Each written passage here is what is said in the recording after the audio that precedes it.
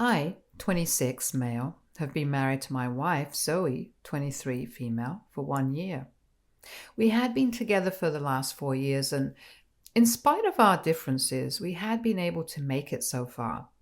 Zoe and I come from very different kinds of families, and she has had a very different life from mine. We met each other when we were in college at a mutual friend's birthday party. It was pretty much love at first sight for me because she was the most beautiful person I had ever seen. And when I started talking to her, I realized that she was just as charming as she was beautiful. Over the course of the next couple of months, we got to know each other better through text, and we went out on a lot of dates before getting into a relationship. But it was not until we had started living together that she told me about her family. That had always been a huge question mark for me, since she had told me that she did not want me to meet her family as she did not get along well with them, and had been in no contact with them for a couple of years. After being together for almost a year, I finally told her that I wanted her to tell me more about her family because it felt like she was hiding something from me on purpose, and I was not comfortable with that idea, since she knew everything about me. So then she finally told me that she and her parents were no longer in touch because they had kicked her out of the house when she started college. They had wanted her to drop out and start working so she could contribute to the family. But she wanted to get a degree and they were not happy about it. So they got into a big fight and she left home after they told her that she could get out of their house. She chose to leave, and then, with a lot of help from a couple of relatives and a few friends, she was able to gather enough money to pay her tuition, and then that's how she put herself through college. Apparently, her parents had always been like that.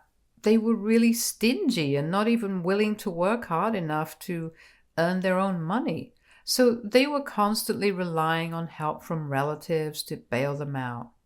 That's why most of their family members did not even like their family, and they had been ostracized for how her parents always tried to manipulate people into giving them money and promised that they would return it. But they never would.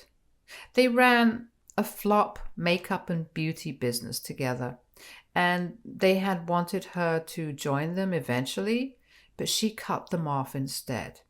She told me that it had been a task for her to even get her relatives to agree because of the kind of reputation that her parents had.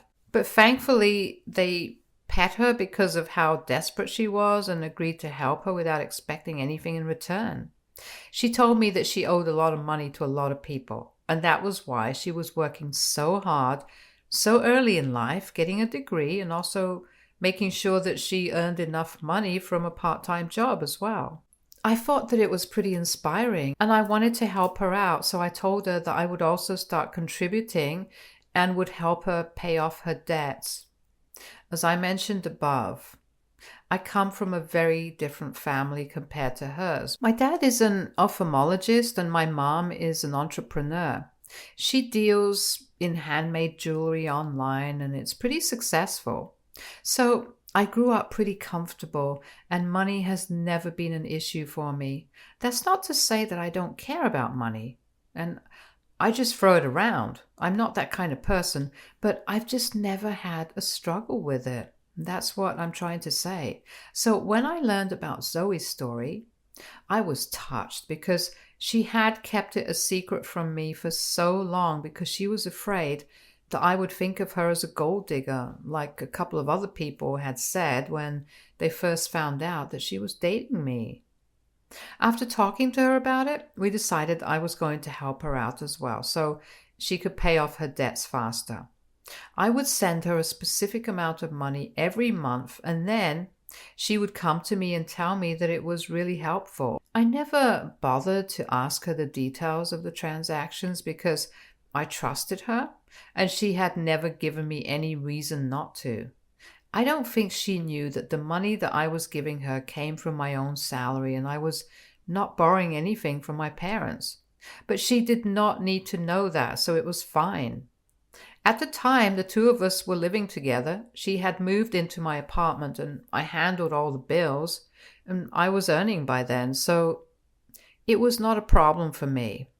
She had just graduated, so she was still looking for a full-time job, and I did not want her to waste her salary whenever I was perfectly capable of doing it on my own.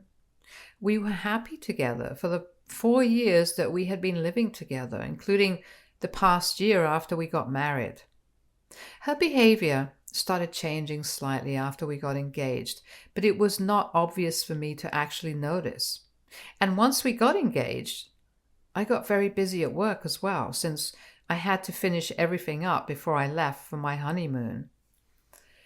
I did not have enough time to notice small, insignificant things like Zoe spending a lot of time on her phone, often coming home really late from her job, and how she had almost stopped looking for a full-time job. I wasn't worried about any of those things since she had just graduated. I knew that she would find something to do. And then we got married almost a year ago, which was funded entirely by my parents and me. She did not have much family to speak of, so we could not expect her parents to chip in, and very few guests as well. So we believed that it would be best for us to fund the entire thing. She hadn't even offered to contribute, but I was fine with it. I did not think that was strange because she had already explained her situation to me, so I was fine with it. And even after the wedding, I decided to continue paying all the major bills and stuff, not expecting her to split anything with me at any point. She continued to tell me that she was still looking for something, but none of the jobs that were being offered were suited to her taste, and she wanted something a little more challenging. I believed her. And I also knew that she had been working for a really long time, so she deserved some rest, and I did not say anything to her about it. We also stopped at the arrangement where I would send her a certain amount of money every month, and she would be offered debts with it, or at least I believe that that's what she was doing with it. Unfortunately, a couple of days ago, I found out that she had been cheating on me with my boss. I wasn't snooping or anything. It had been completely coincidental. She was in the shower and I was sitting in the living room where her laptop was charging. I think she was watching something. I don't remember. But then, all of a sudden, I saw that she was receiving a voice call on Instagram from an account named Unknown Lover.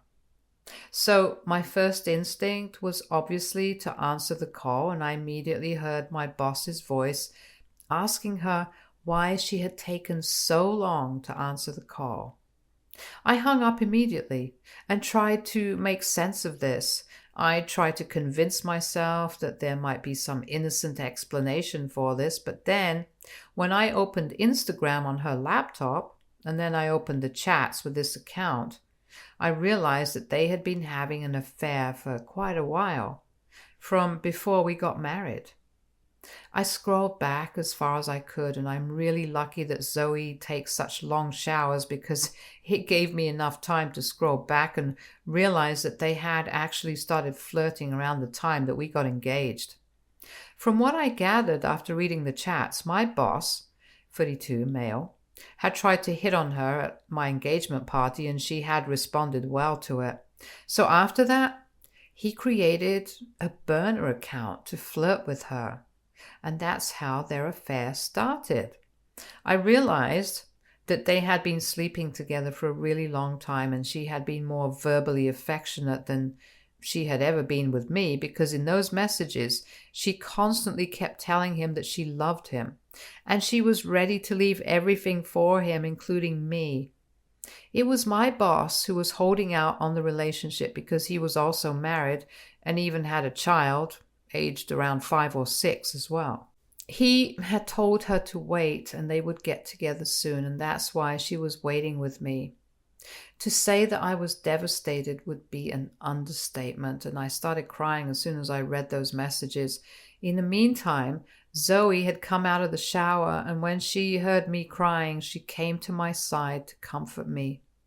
But then she saw what I was reading on screen and took a couple of steps back. Instead of trying to deny it or apologizing to me, she just stood there silently while I cried. After a while, I got really frustrated and I asked her, what the heck was that?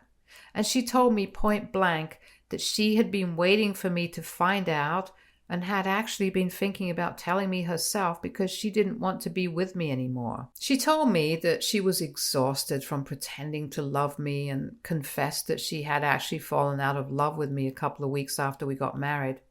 She had realized that my boss was the right man for her. I asked her why she believed that, and she told me that it was quite simple for her because she knew that a broke loser like me would never be able to treat her the way that my boss did.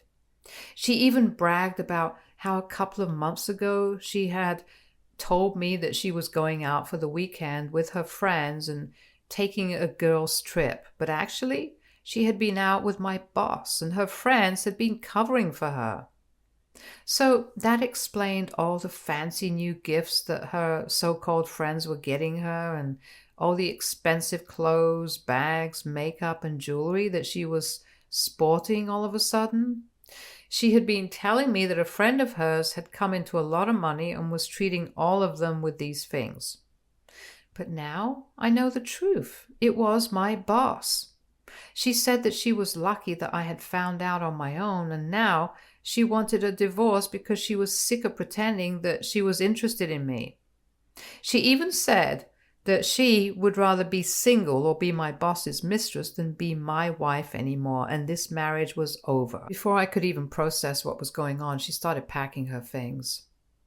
I did not beg her to stay. I had more pride than that, and I was hurting. My heart was broken, and I knew that I had to let her go. She hadn't even tried to deny anything or even apologize to me for what she had done. In fact, she seemed pretty happy to be going. She was about to grab her laptop and leave, but I told her that anything that I had bought for her was nothing. It was my money and not hers. She had a face when I told her that, but didn't try to argue and left the laptop at my house. Everything else that I had bought her remained with me, but honestly, the laptop was more important for me, and I actually had a plan in my mind. I needed that as proof of the divorce because I was not going to let her off easily. And I was also not going to forgive my boss for this because even though we had a good working relationship, he had no right to hit on my wife and then do such nasty crap to me. And the fact that even after he had been hooking up with my wife, he had the audacity to face me in the office and act all nice to me to my face is what pissed me off the most. I was his guy for everything, and knowing that, I had let him count on me, but the fact that he was screwing me behind my back was what really pushed me to the edge.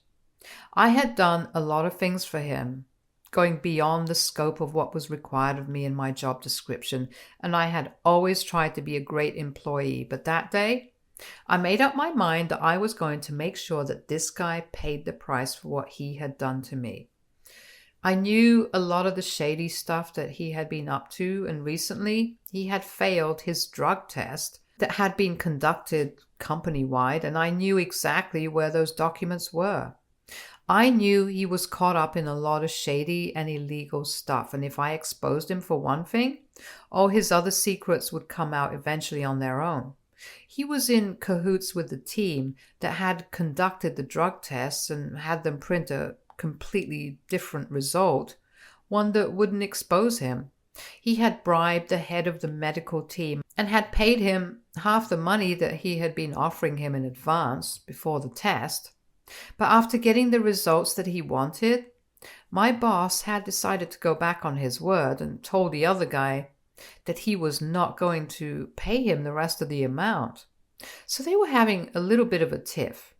I was the only person who knew about it because my boss had told me that he trusted me and wanted me to speak to the other guy and deal with this. The head of the team had actually sent us the real results of the test to threaten my boss and show him that he was serious, that if he did not get the rest of the money that he had been promised, He would make it known to everybody that my boss had a problem.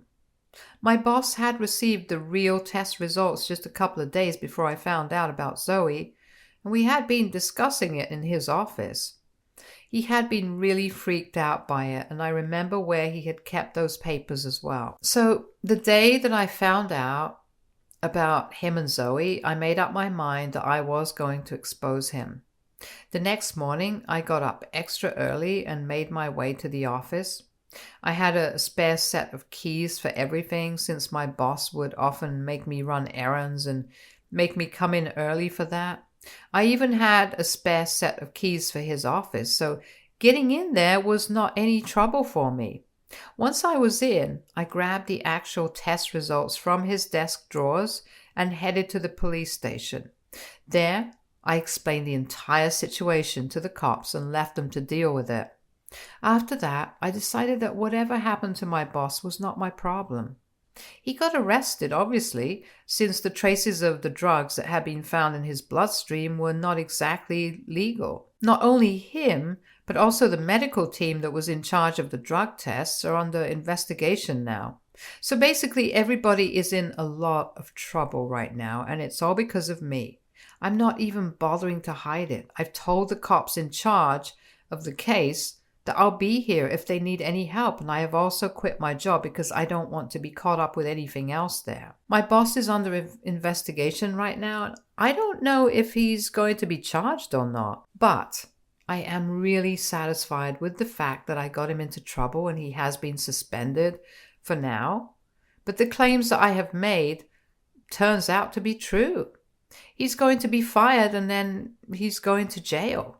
The only person who is upset about this is obviously Zoe, because she has been calling me for the last couple of days, ever since the news about my boss got out, accusing me of ruining her and her boyfriend's lives.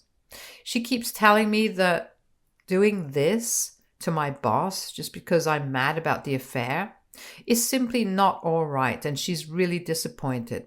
She thinks that what I did was extreme and unfair because it did not come from a place of righteousness, but from a place of revenge, and that's never okay.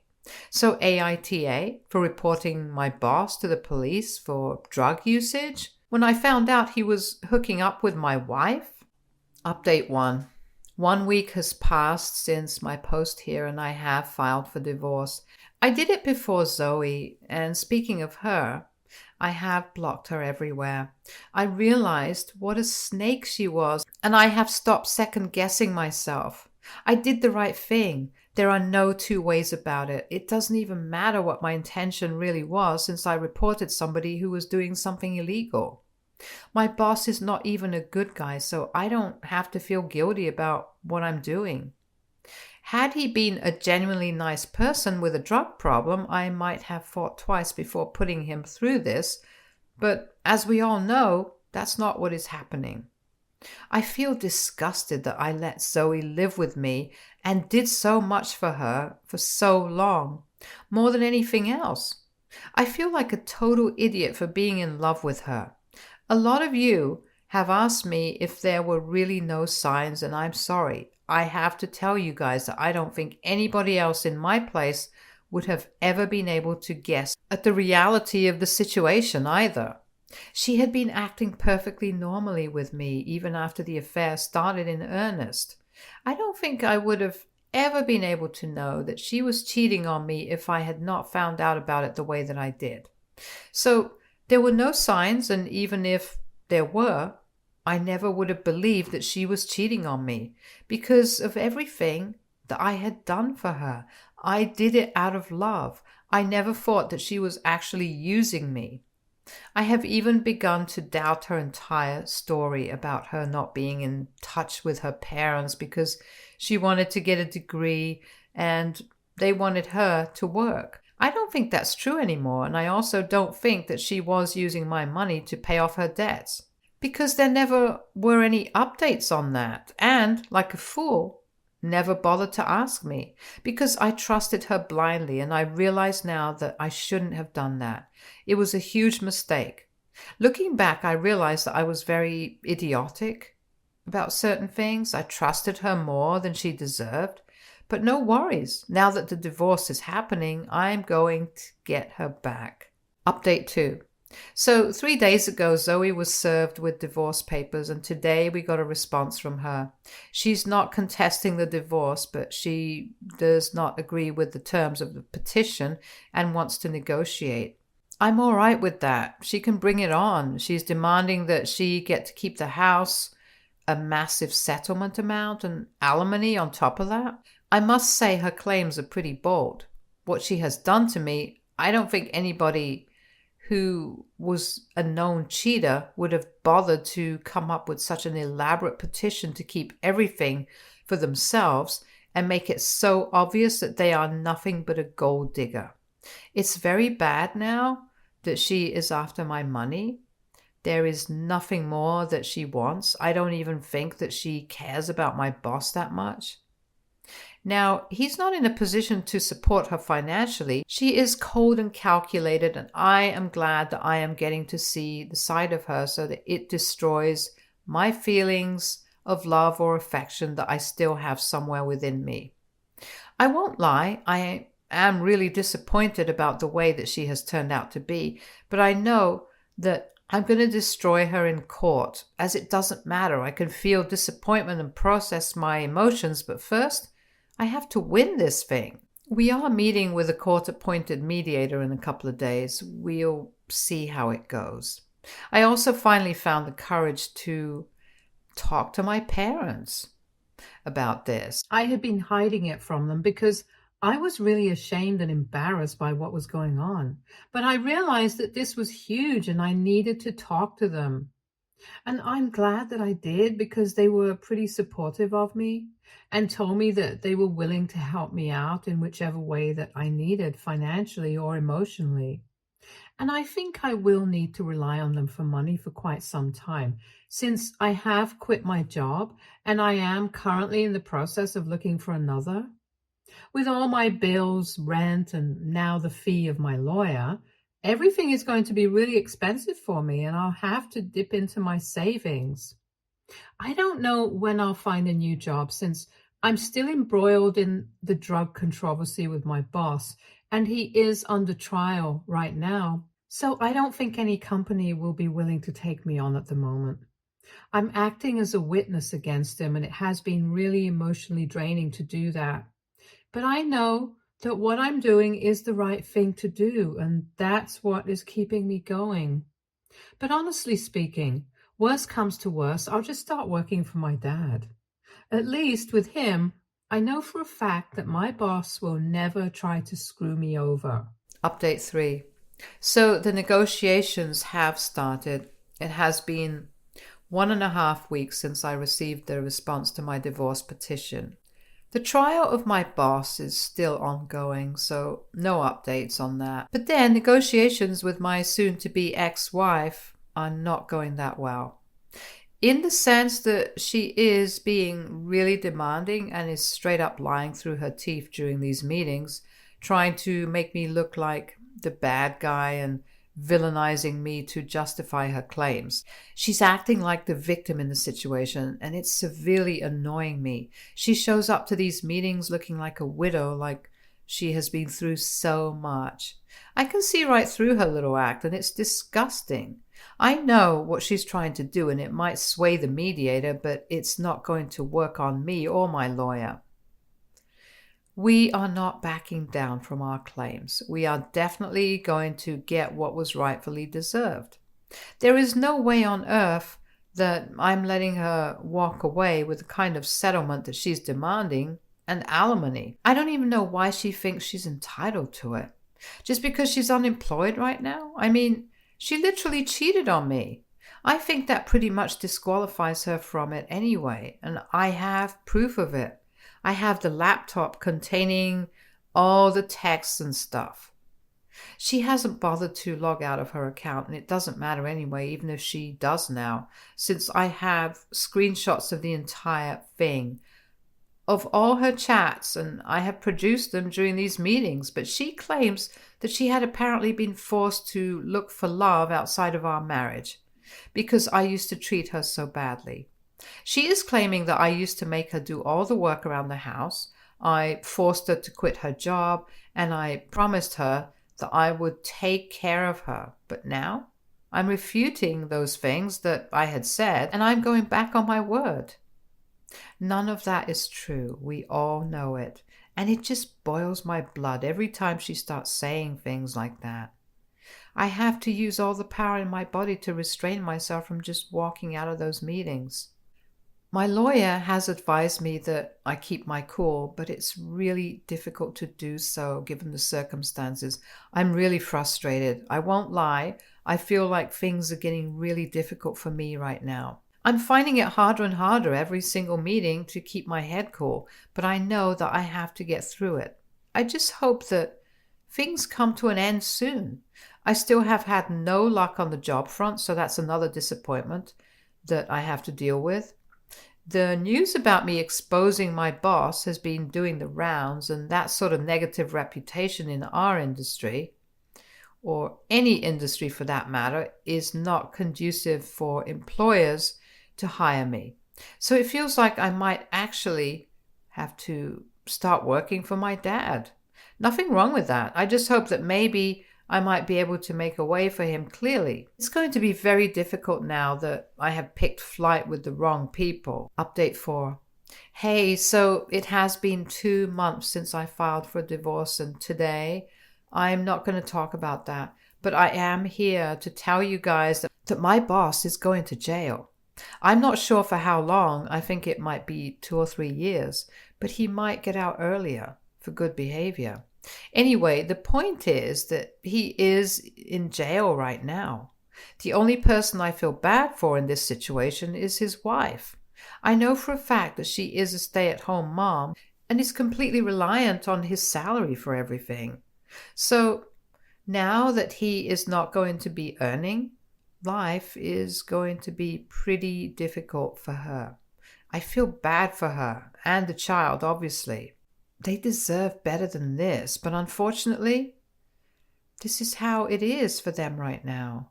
As for me, I have started working for my dad. Surprise, surprise. My dad, thankfully, was really nice about this and did not for once make me feel weird about it. And the divorce proceedings are still going on. We still haven't been able to come to a conclusion about the settlement and all that, so negotiations are still ongoing. But I'm trying not to let her get under my skin anymore. It's much easier now that I don't like her at all. Update 5. Hi, so it's been almost 6 months since my last update. I got really busy after that since I was working for my father, and I forgot to update you guys. Anyway, a couple of months ago, my divorce finally came through. Zoe had to agree to my terms of the petition because that was the best route for her, since the mediator made it clear that if we were not able to come to one decision, then this would go to court and it would be much more difficult for us there. He said to both of us, but I knew that he was actually talking about Zoe because he had been able to see right through her bluff. And she had been able to lie during our negotiation sessions. But she wouldn't be able to do that in family court. There would be really bad consequences of that. So, long story short, she had no other option, and she had to concede. Now, she and I are divorced, and we have no contact with each other. I like it better this way, to be honest. I'm going to therapy, trying to work on myself. It's going to be a long road while trying to get there, but I know I'll get there eventually. I have wonderful friends and really supportive parents. I'll keep them close and get through this. Stay tuned for more stories from our girl relationships.